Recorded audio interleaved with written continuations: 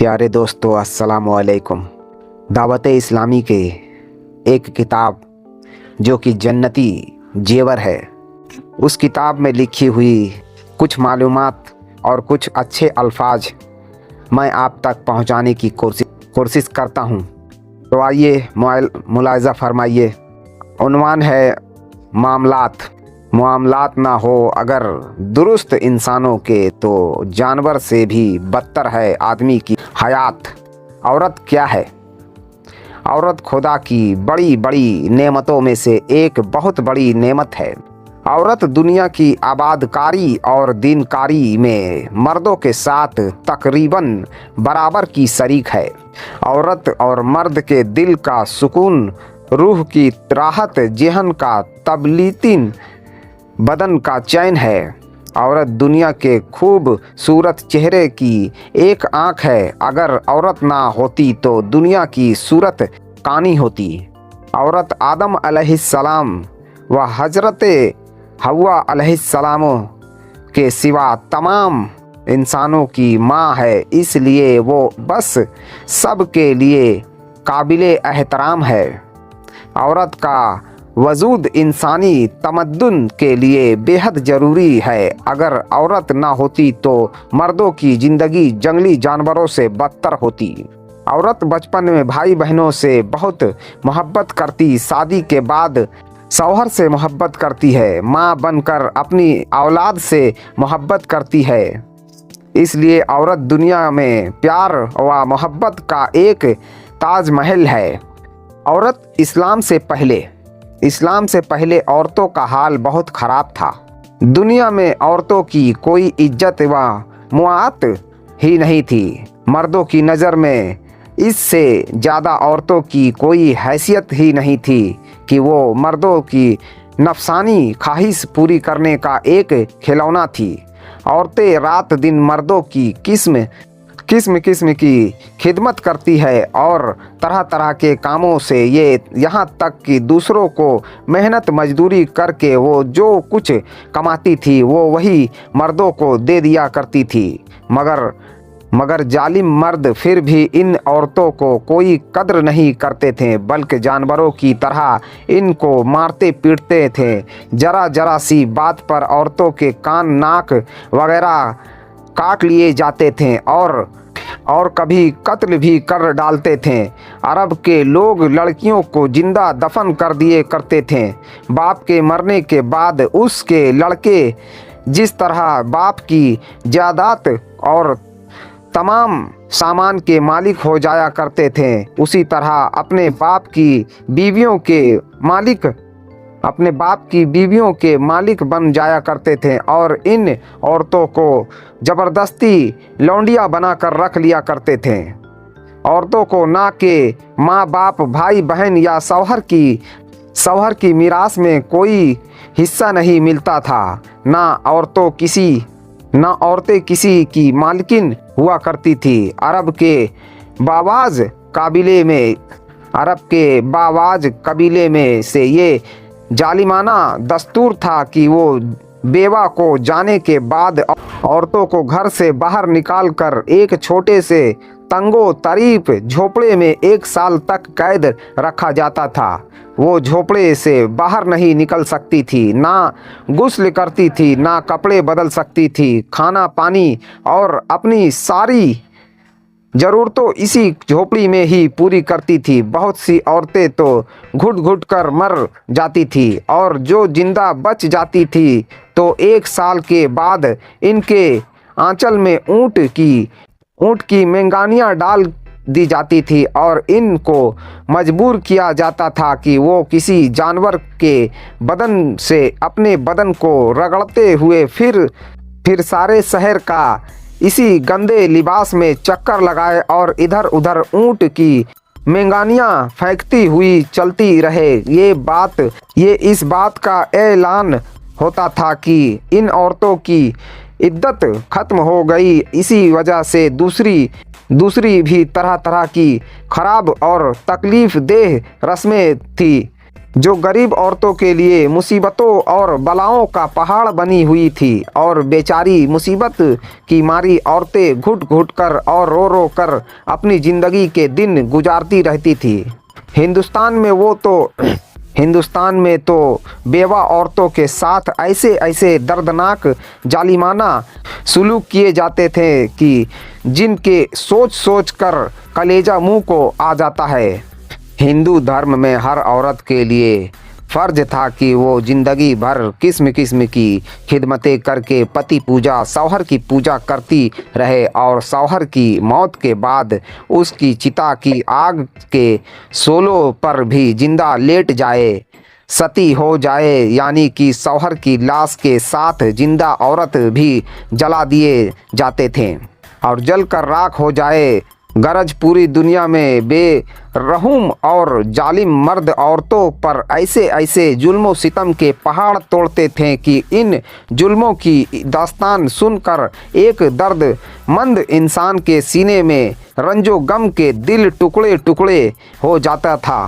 इन मजलूम और बेबस औरतों को मजबूरी व लाचारी का ये आलम था कि समाज में ना तो औरतों को कोई हुकूक थे, ना कि इनकी मुज़ल्लियत पर दादो फरियाद के लिए किसी कानून का कोई सहारा था। हज़ारों बरस तक ये जुल्मों सितम की मारी दुखियारी औरतें अपनी इस बेबसी और लाचारी पर रोती बिलखती और आंसू बहाती रही, मगर दुनिया में कोई भी इस औरतों के जख्मों पर मरहम लगाने वाला और इनकी मुज़म्मियत के आंसुओं को पोंछने वाला दूर दूर तक कोई नहीं था, दूर दूर तक नज़र नहीं आता था। ना दुनिया में कोई भी इनके दुख दर्द की फरियाद सुनने वाला था, ना किसी के दिल में इन औरतों के लिए बाल बराबर भी रहमो करम का कोई जज्बा नहीं था।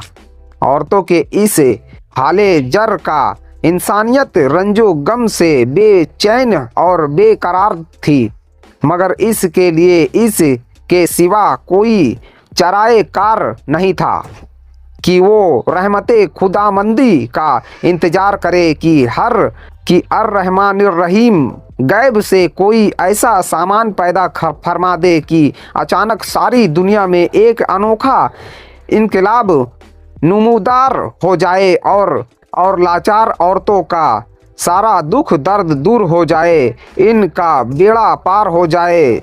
तो चुनांच रहमत का आफताब जब तुलुआ हो गया तो सारी दुनिया में अचानक ये महसूस किया कि जहां तारीख था, जुल्म कदा था, सख्त कला था, कोई पर्दे से क्या निकला कि घर घर में उजाला था।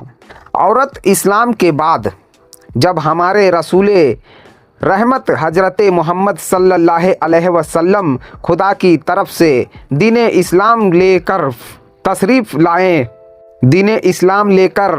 लाएं तो दुनिया भर की सताए हुए औरतों की किस्मत का सितारा चमक उठा और इस्लाम की बादौलत जालिम मर्दों के जुल्मों सितम के कुचली और रौंदी हुई औरतों का दर्जा इस कदर बुलंदों वाला हो गया कि इबादत व मुआमत बल्कि ज़िंदगी और मौत के हर महले पर और मोड़ पर औरतें मर्दों के दोष बदोश खड़ी हो गई और मर्दों की बराबरी के दरवाजे पर पहुंच गई। मर्दों की तरह औरतों के भी हुकूक मुकर्रर हो गए और इनके हुकूक की हिफाजत के लिए खुदाबंदी कानून अमानत से नाजिल हो गए और इनके हुकूक दिलाने के लिए इस्लामी कानून की मातहती से अदालतें कायम हो गई। औरतों को मालिकाना हुकूक हासिल हो गया। चुनांचे औरतें अपने मेहर की रकमों, अपनी तिजारतों, अपनी जायदादों की मालिक बना दी गई और अपने माँ बाप, भाई बहन, औलाद और शौहर की मीरासों की वारिस करार दी गई। गरज ये हुआ कि औरतों जो गरज ये हुआ कि औरतें जो मर्दों की जूतियां से ज़्यादा जलीलो ख्वार और इंतहाई मजबूरों लाचार थी, वो मर्दों के दिलों का सुकून और इनके घरों की मालकिन बन गई। चुनांचे कुराने मजीद ने साफ साफ लफ्ज़ों में ऐलान फरमा दिया है कि अल्लाह ने तुम्हारे लिए तुम्हारी जिन्स से बीवियां पैदा कर दी ताकि तुम्हें इनसे तस्कीन हासिल हो सके और उसके लिए तुम्हारे दरमियान मोहब्बत व सफ़त पैदा कर दी गई। अब कोई मर्द बिला वजह ना औरतों को मार पीट कर सकता है, ना इनको घरों से निकाल सकता है और ना कोई इनके मालो असबाब या जायदादों को छीन सकता है, बल्कि हर मर्द मजहबी तौर पर औरतों के हुकूक अदा करने पर मजबूर है। चुनांचे खुदावंदे करीम कुद्दूस ने कुराने मजीद में फरमाया है कि औरतों के मर्दों पर ऐसी ही हुकूक है जैसे मर्दों के औरतों पर। अच्छे सुलूक के साथ और मर्द के लिए फरमान जारी फरमा दिया गया है और अच्छे सुलूक से औरतों के साथ ज़िंदगी बसर करो। तमाम दुनिया देख ले कि दीनों इस्लाम ने मियाँ बीबी की इज्तिमाई ज़िंदगी की सदारत अगरचे मर्द को अता फरमाई है और मर्दों को औरतों पर हाकिम बना दिया है ताकि निज़ामे ख़ानदानी चल सके। अगर कोई बड़ी बात हुई तो मर्द इस पर अमल करे और अगर कोई बड़ी मुश्किल आन पड़े तो मर्द अपनी खुदामत ताकत व इस्लाहियत से इस मुश्किल को हल कर दे। लेकिन इसके साथ साथ जहां मर्दों के कुछ हुकूक औरतों पर वाजिब कर दिए गए वहां औरतों के भी कुछ हुकूक मर्दों पर नाजिम ठहरा दिए गए हैं। इसलिए औरत और मर्द दोनों एक दूसरे के हुकूक के जकड़े हुए हैं ताकि दोनों एक दूसरे के हुकूक को अदा कर सके, अपनी इज्तिमाई ज़िंदगी को सादमानी और मुसर्रत की जन्नत बना दे और निफाक व सिकाक और लड़ाई झगड़ों के जहन्नुम से हमेशा के लिए आज़ाद हो जाए। औरतों को दर्जात मर्तब की इतनी बुलंद मंजिलों पर पहुंचा दिया। ये हुजूर नबी रहमतुल्लिल आलमीन का ये एहसान अजीम है कि तमाम दुनिया की औरतें अगर अपनी ज़िंदगी की आखिरी सांस तक इस एहसान का शुक्रिया अदा करती रहे तो भी फिर भी वो इस अजीमो शान एहसान की शुक्रगुजारी के फ़र्ज से सुबूक दोष नहीं हो सकते। सुभान अल्लाह। तमाम दुनिया के मोहसिने आजम हुजूर नबी अकरम सल्लल्लाहु अलैहि वसल्लम की शान रहमत का क्या कहना।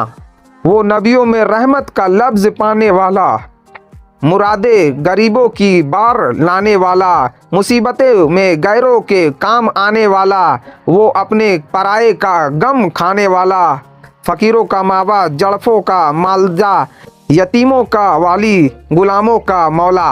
हमारे आका हज़रत मोहम्मद सल्लल्लाहु अलैहि वसल्लम का एहसान इकराम है कि हम उनके एहसान के तले इतने दबे हुए हैं कि आखिरी सांस तक भी अगर उनकी एहसान की रजामंदी अल्लाह ताला से दुआ फरमाएं तो भी पूरा नहीं कर पाए हैं और न कर पाएंगे। हाँ तो दोस्तों, हमारा ये वीडियो आपको कैसा लगा? वीडियो अगर पसंद आई हो तो हमारे वीडियो को लाइक करें, चैनल को सब्सक्राइब करें। तो इसी तरह इस्लामी मसले मसाइल देखने और सुनने के लिए हमारे चैनल को सब्सक्राइब ज़रूर करें। तो मिलते हैं और एक इसी तरह के वीडियो के साथ। तब तक के लिए अपना ख्याल रखें। अस्सलामु अलैकुम। सब बखैर।